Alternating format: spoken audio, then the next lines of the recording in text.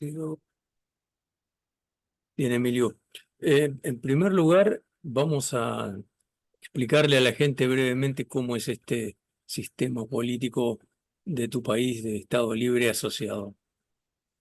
Puerto Rico se llama un Estado libre asociado, pero en realidad jurídicamente hablando, Puerto Rico es una posesión de los Estados Unidos, es una colonia. Ellos le llaman posesión o territorio. Eh, en términos legales, Puerto Rico pertenece a, pero no es parte de los Estados Unidos. ¿Qué quiere decir eso? Pues mis zapatos me pertenecen, mi barbita es parte de mí. O sea que Puerto Rico no es parte de los Estados Unidos como alguna gente cree. Además de eso, en términos sociológicos, como pueden ver, el primer idioma mío es el castellano.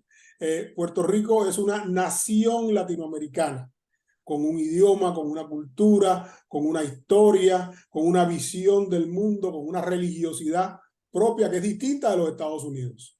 Claro, hay gente en Puerto Rico que quiere anexarse a los Estados Unidos, pero en este momento Puerto Rico es una colonia de los Estados Unidos llamada posesión o territorio jurídicamente. Ujú. Ya entrando en el núcleo, creo yo, de esta entrevista, ¿verdad? Que es el tema de la cuestión económica. Hay algo muy curioso, por lo menos lo fue para mí, esta tesis que vos sostenés de que Puerto Rico y tal vez la región tiene un sistema económico que no ha cambiado mucho desde la colonia. Vos lo llamás de la plantación al resort. Sí, lo que pasa es que en realidad es un proceso múltiple, hemos sintetizado, ¿verdad? Esto es un esquema analítico, no es un reflejo, una réplica de la realidad, ninguna teoría ni ningún modelo puede serlo. La tesis que yo he dicho es que el Caribe transitó de lo que se llamó una economía de plantación, hay toda una teoría sobre la economía de plantación, a lo que yo llamo la economía del resort. Lo que quiero decir con eso es que se mantienen, si se quiere llamar de esa manera, a pesar de haber cambiado las condiciones de una economía de plantación, con el trabajo esclavo, inimaginables para una persona en el siglo XXI. Pero en términos de los determinantes, el Caribe exporta lo que no produce y consume e importa lo que consume. Eso era así en la plantación, eso es así en el modelo turístico. La economía del Caribe se ha convertido en una economía de servicios, pero el eje de esa economía de servicios es el turismo, ¿verdad? La economía del visitante, si se quiere llamar así. Hay otros elementos que acompañan eso, como por ejemplo los paraísos fiscales. Pero en términos generales, lo que yo he dicho es que estructuralmente la orientación hacia afuera y si se quiere llamar la periferalidad dentro de las cadenas de valor global del Caribe se ha replicado. Por ejemplo, el precio del azúcar o del café o del banano se fijaba en los commodities exchange, ¿verdad? En los centros internacionales de intercambio de bienes primarios, de exportaciones primarias. Mientras que el cuarto de un hotel en el Caribe lo dictan las cadenas transnacionales, ¿no? Hilton y la competencia transnacional. Un cuarto en Cancún lo dicta la cadena, probablemente alguna de las cadenas catalanas o mallorquinas, ¿no? Así que Meliá o Riu. Así que eso es lo que ha pasado. Lo que ha pasado, claro, ha cambiado. No es lo mismo trabajar como camarera en un hotel que cocinando en la hacienda. Pero ciertamente sigue siendo un rol subordinado donde los factores de producción, en este caso el trabajo, la tierra, son compensados desigualmente. Vos tenías, no sé si era para este tema, unos Es para el gráficos. próximo tema, para el tema del alineamiento político. Ah, ok, bien.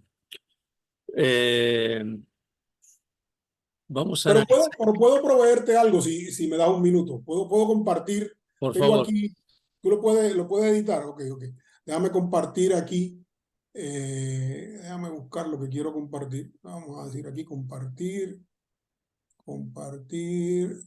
Dice que no está disponible que tú no tienes el screen sharing, tienes que permitírmelo.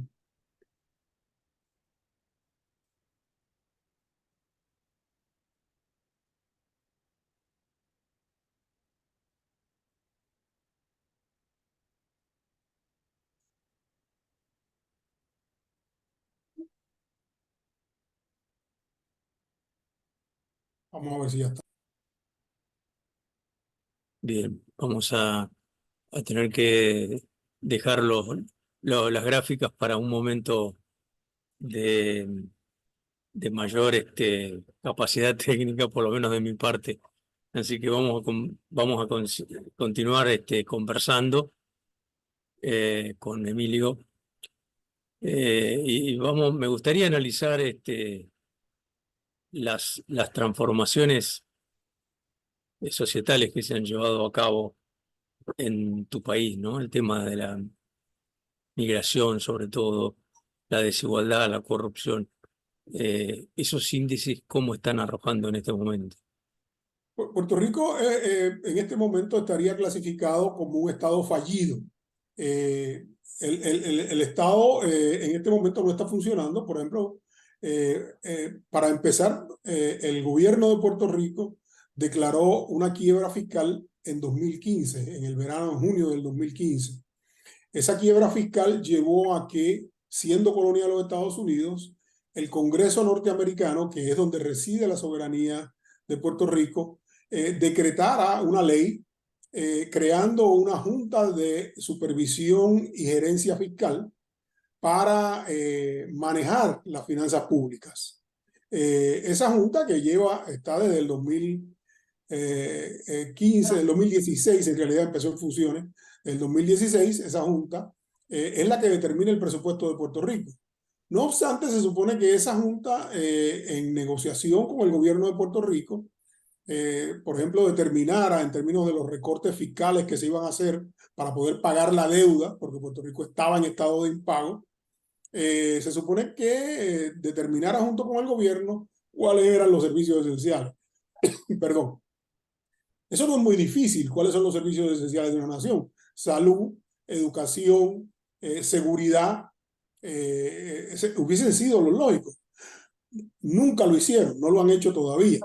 Y la Junta lo ha permitido, claro, porque la Junta lo que hace es que restringe el gasto, restringe el uso de los recaudos fiscales, pero no se atreve para que no acusen a los Estados Unidos de colonialistas. Recuerde que Estados Unidos se liberó, las 13 colonias se liberaron de un imperio colonial.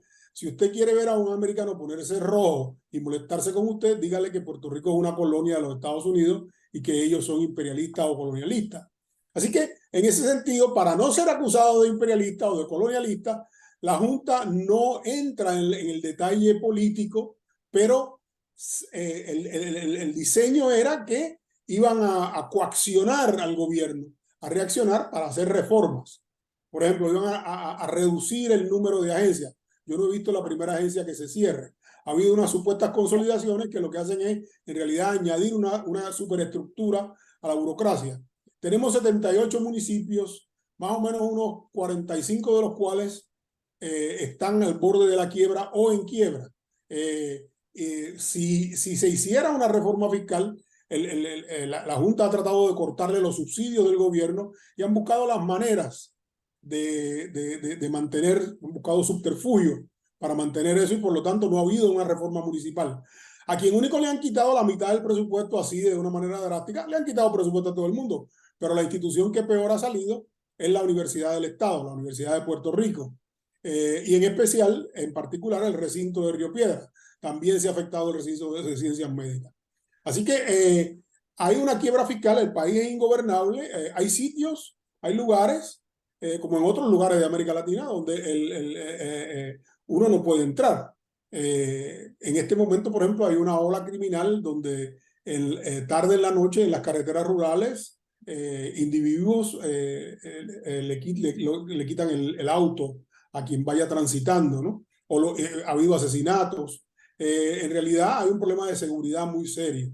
Los servicios escolares, los servicios médicos han estado deteriorados. Puerto Rico es un estado fallido, salvo que por ser colonia de los Estados Unidos, ahí está ese poder imperial que lo sostiene, enviando subsidios o supervisándolo, tanto fiscalmente como legalmente, porque en Puerto Rico opera la Corte Federal, que es la corte que más funcionarios ha procesado por corrupción. Las cortes locales casi no procesan por corrupción.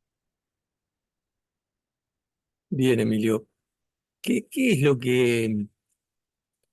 que está votando en estos momentos en tu país la juventud? ¿De qué habla la juventud? Eh, ¿cuál es el realineamiento de una nueva política al bipartidismo, digamos? ¿Cómo lo describirías? Ahí era que quería para darle una visual, pero lo voy a describir.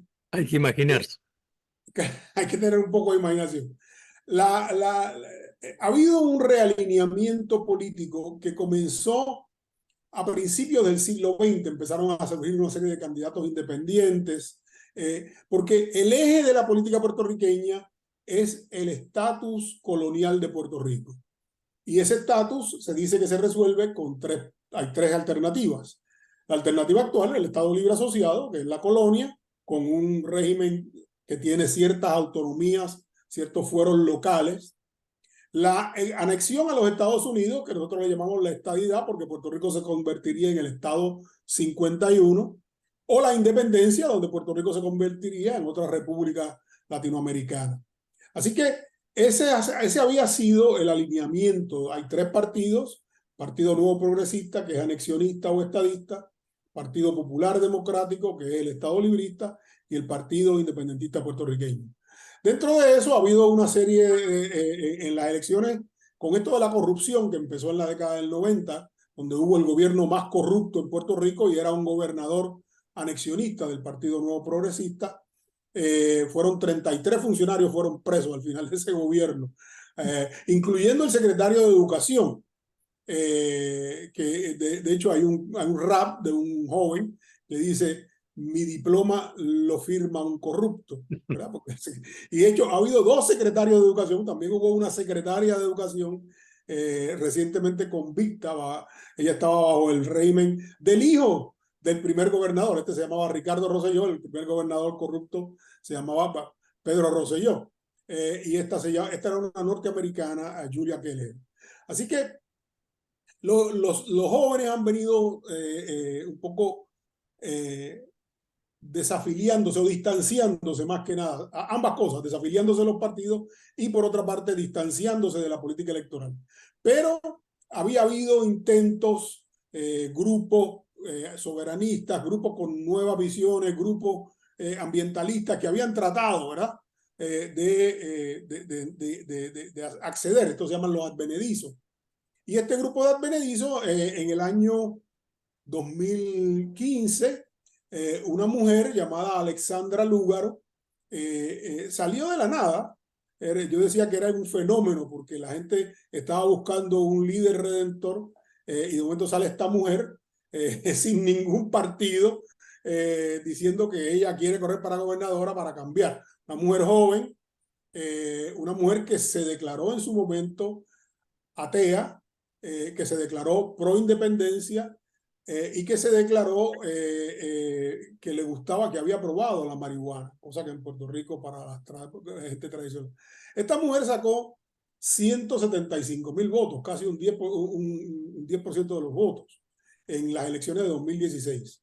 Y yo le digo que yo la llamo la bola de demolición del bipartidismo, porque los dos partidos, el Partido Anexionista y el Partido Estado Librista, que eran los partidos que sostenían y que se alternaban en el gobierno y que llevaron al país a la quiebra, de momento declinaron enormemente.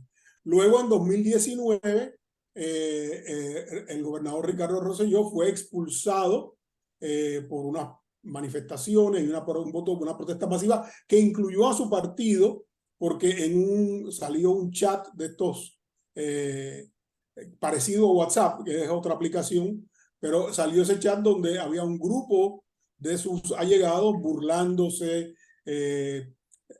confesando una serie de conspiraciones para engañar al pueblo.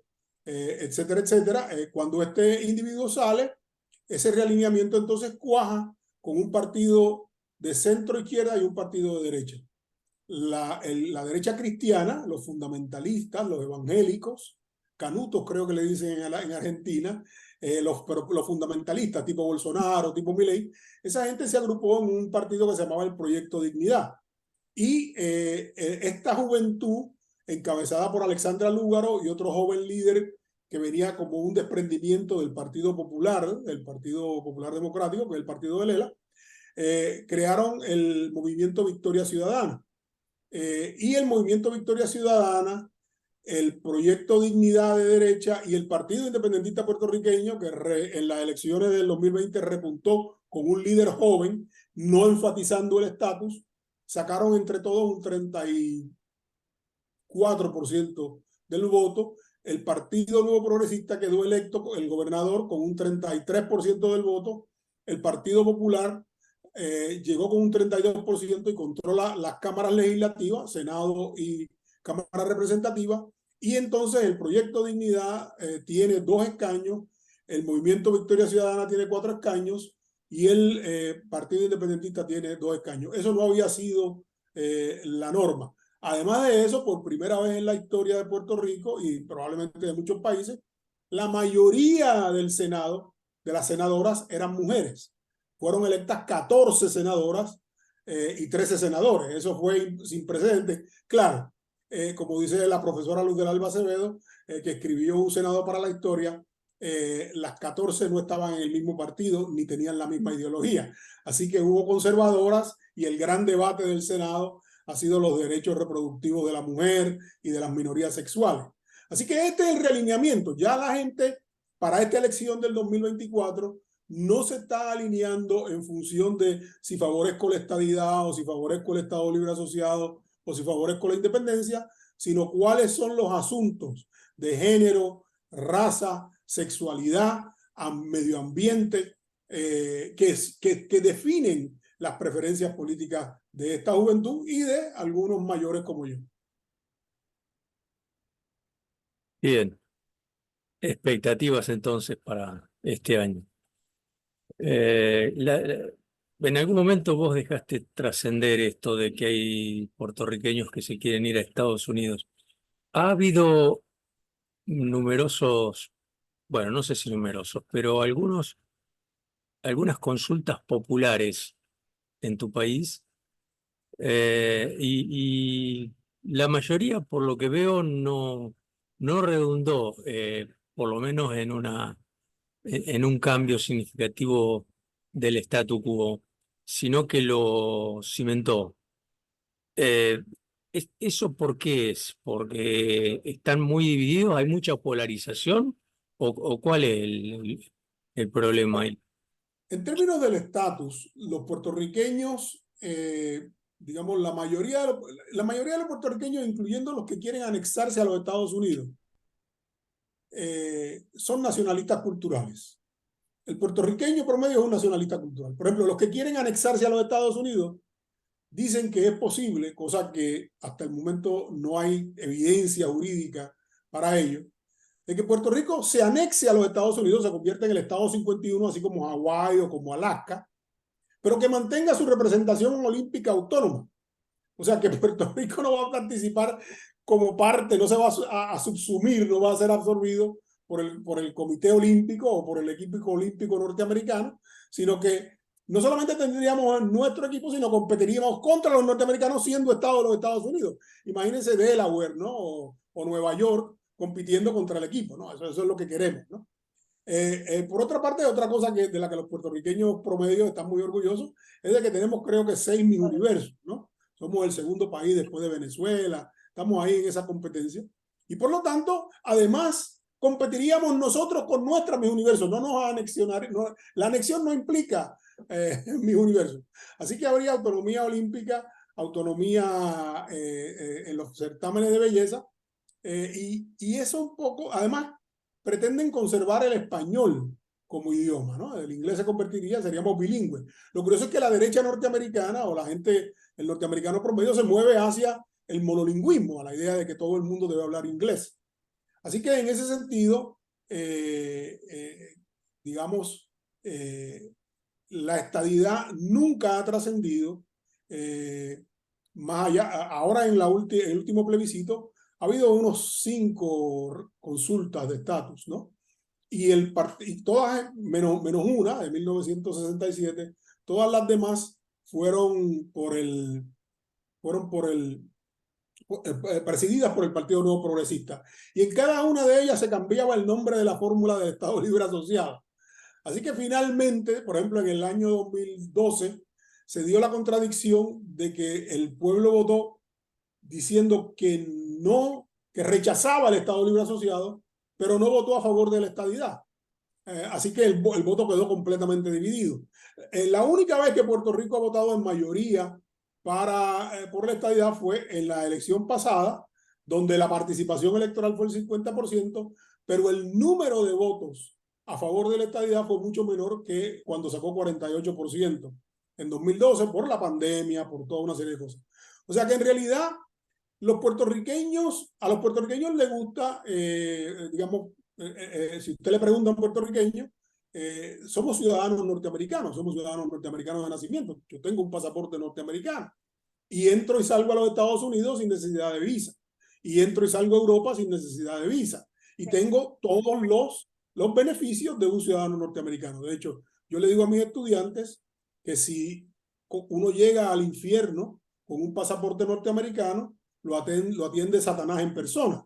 Si uno llega con un pasaporte de alguna nación del tercer mundo, lo atiende algún demonio menor, ¿no? O sea, esa idea es una de las que hace pensar a mucha gente que no quieren la independencia, quieren o la estadidad o alguna forma reformada, valga la redundancia o la cacofonía, de Estado Libre Asociado que le llaman libre asociación, que sería una especie de autonomía, más poderes locales, pero manteniendo la ciudadanía norteamericana, la moneda, el dólar norteamericano y el libre acceso al mercado y de personas a los Estados Unidos. Ese, digamos, es lo que resumiría. En este momento, por ejemplo, el Partido Independentista, que está en una alianza con el Movimiento Victoria Ciudadana, ha manifestado que estas elecciones no son plebiscitarias, que un voto por el Partido Independentista no es un voto por la independencia, aunque el Partido Independentista dice que si es electo el gobernador, él estaría gestionando un proceso de descolonización, pero un proceso de descolonización por consenso. Así que esa es la cuestión del estatus, que es parte también de ese realineamiento, ¿no? La idea de que usted se polariza con las 3 alternativas ya no está vigente. El cambio de estatus se establece con el 50% más uno, ¿verdad? Bueno, en realidad eso es todavía, los Estados Unidos nunca han explicitado cómo ellos cambiarían, ¿verdad? Bajo cuáles condiciones. Lo que se dice es que hay que tener una supermayoría, 66%, porque 50% más uno quiere decir que no hay una mayoría preponderante, una mayoría plural, ¿no? Y se habla de una supermayoría, 2/3 partes, y todavía ese asunto no se ha resuelto. Ese asunto está ahí como parte de la agenda pendiente. Bien. De mi parte, una última, muchas gracias por los minutos, Emilio. ¿Cómo ves ya el panorama un poquito más regional de Centroamérica y el Caribe? Bueno, de cara, digamos, a este siglo XXI donde a nivel global hay fuerzas muy poderosas que nos están tironeando, digamos, de un lado y del otro, y en donde las potencias del mundo están conformando ese mundo, valga la redundancia, más allá de cualquier bipolaridad, ¿no? Como las que estábamos acostumbrados en la Guerra Fría. Hoy ya los actores son más de uno y bueno, y nosotros tenemos que tomar decisiones. ¿Y cómo ves vos la cuestión geopolítica para Centroamérica y el Caribe? En términos geopolíticos, en este momento, primero que nada, Estados Unidos sigue considerando al Caribe su tercera frontera o su traspatio, ¿verdad? Hay maneras distintas de llamarlo. Así que en la medida en que la gran amenaza que ve Estados Unidos en este momento desde el Caribe y Centroamérica, o de la cuenca del Caribe, ¿verdad? El Gran Caribe, son dos cosas, el narcotráfico y la migración, sobre todo la migración de personas indocumentadas. Eso es un asunto fundamental y en Estados Unidos en este momento no hay acuerdo de cómo manejarlo. Por otra parte, yo siempre, a mí me parece, en la lógica, claro, yo soy un profesor y nosotros los profesores tenemos una lógica donde vemos las cosas muy evidentes, pero hacerlas es muy difícil. Es mucho más complicado porque la política y la vida son más complicadas que el análisis, ¿no? Y lo que yo digo es lo siguiente, si usted se fija lo que ha pasado en los Estados Unidos se fueron a una guerra en Vietnam y se llenó el país de migrantes, de exiliados vietnamitas. Estados Unidos se fue a una guerra en Afganistán y se llenó el país de afganos. Estados Unidos declaró una guerra contra Nicaragua y en El Salvador contra el comunismo y el país se llenó de centroamericanos.